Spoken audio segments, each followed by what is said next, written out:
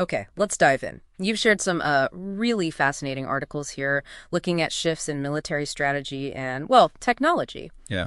So today, our mission really is to unpack the core insights, specifically how tech leaps, especially artificial intelligence, AI, are fundamentally reshaping warfare and, the whole global strategic picture. Absolutely. Yeah. And what jumps out, I think, immediately from the sources you've got there is they highlight a really significant strategic competition that's happening right now, Right. largely because of this tech shift. Yeah. And they point most clearly to the U.S. and China. Yeah, it makes sense. It's like military history isn't just tactics, is it? It's kind of punctuated by these tech revolutions. You think back, machine guns, airplanes, submarines, totally changing World War I. Right. Or, later on, precision weapons, reconnaissance systems made a massive difference in the first Gulf War. The sources make that point, don't they? Fail to adapt. And you're in trouble. Yeah. Like the French army in 1940 still using sort of WWI methods against, well, Blitzkrieg. Didn't work out well.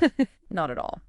So if those were revolutions, where does AI fit in? Your sources seem to frame AI as, well, the next big one, maybe the most transformative yet. That's definitely the angle they take. They say it's impacting two really crucial areas of warfare. Okay, so walk us through the first one. What are these sources focusing on initially? Okay, first up is decision-making.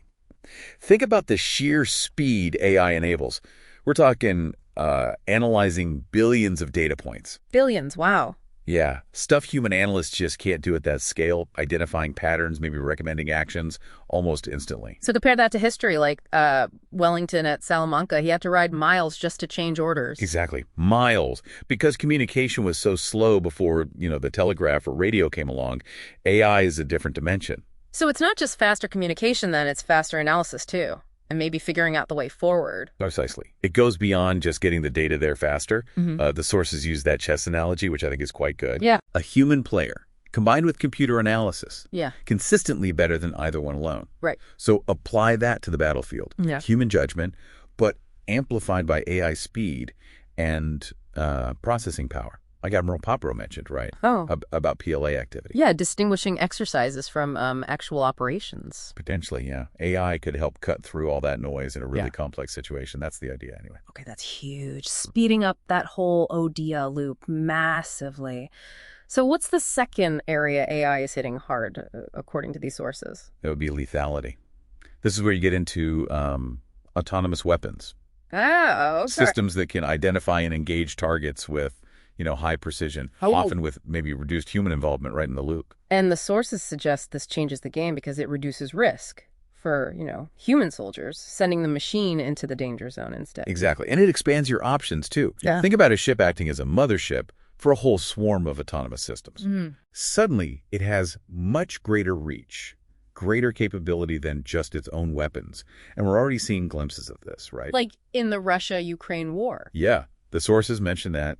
AI reportedly being used to fuse data from all sorts of different sources for better targeting. And, of course, the huge impact of those low-cost loitering munitions. The kamikaze drones. Right, used by both sides. The sources call them precision of mass weapons. Precision of mass. That really captures it, doesn't it? Lots of them. Relatively cheap, but very accurate. Yeah, it's a powerful concept. So, with AI hitting decision-making and lethality so hard, Yeah. well, that brings us back to the strategic competition you mentioned. Between the U.S. and China. Right. The sources, they definitely highlight China's incredibly rapid military growth. World's largest navy now, by ship count anyway. Massive air force, huge missile arsenal. And they're adopting new concepts like, Multi-domain precision warfare, that's the term they use. It's all about coordinating operations across land, sea, air, space, cyber, heavily leaning on advanced tech like AI to do it. And the material you shared, it doesn't really pull punches about the U.S. challenges, does it? Cast procurement issues, things like that. No, it mentions those. But it also highlights a key U.S. advantage, at least right now, in AI development spending. And just the number of cutting-edge models being produced. Those Stanford report numbers were pretty stark. What was it? U.S. private investment, $109 billion in 2024. China, $9.3 billion. Something like that, yeah. And the U.S. producing, I think, 40 notable AI models versus China's 15. Big difference currently. But there's always a but, isn't there? Always. The urger point the sources really hammer home is that this lead isn't guaranteed. Not at all. The U.S. and allies, Italy, Europe, Taiwan, whoever They need to invest fast. And integrate AI effectively Yeah. across all the different military branches. Yes, and crucially, make sure these systems can actually talk to each other. Interoperability. Like the F-35 program aims for, connecting air and ground forces. Yeah. That becomes even more critical in the AI age. So what does this all add up to then?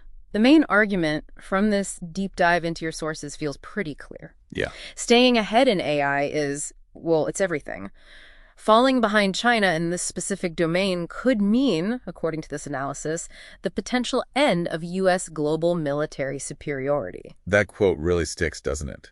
The race for algorithmic superiority is a race for military supremacy. It really does, puts it bluntly. It raises a lot to think about, doesn't it, when you consider how fast AI is changing the actual nature of war. Yeah, from processing data to these autonomous attacks. Right. So what does this intense global race for, algorithmic superiority actually mean for the future? Yeah. For global stability?